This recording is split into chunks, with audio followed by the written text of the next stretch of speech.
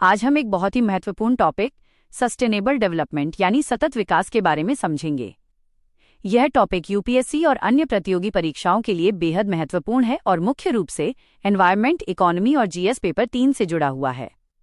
सबसे पहले समझते हैं कि सस्टेनेबल डेवलपमेंट क्या होता है।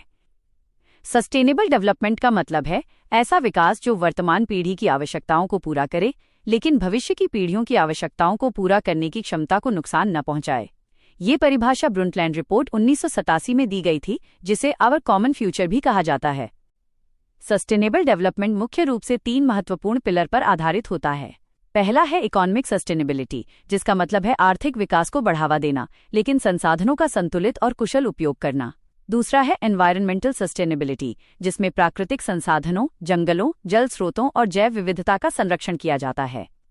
तीसरा है सोशल सस्टेनेबिलिटी, जिसका उद्देश्य गरीबी कम करना, शिक्षा और स्वास्थ्य सुविधाओं को बढ़ावा देना और समाज में समानता स्थापित करना है।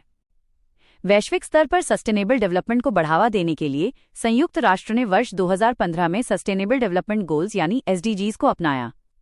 इनका उद्देश्य वर्ष 2030 तक वैश्विक स्तर पर गरीबी समाप्त करना, पर्यावरण की रक्षा करना और सभी लोगों के लिए समावेशी विकास सुनिश्चित करना है। कुल 17 सस्टेनेबल डेवलपमेंट गोल्स और 169 टारगेट्स निर्धारित किए गए हैं।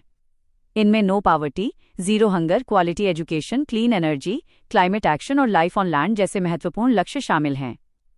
सस्टेनेबल डेवलपमेंट से जुड़े कुछ महत्वपूर्ण सिद्धांत भी हैं। पहला है इंटरजेनरेशनल इक्विटी, जिसका अर्थ है कि वर्तमान पीढ़ी को भविष्य की पीढ़ियों के लिए संसाधनों की रक्षा करनी चाहिए। दूसरा है पोल्यूटर पेज प्रिंसिपल, जिसके अनुसार जो प्रदूषण करता है उसे उसकी लागत भी वहन करनी चाहिए।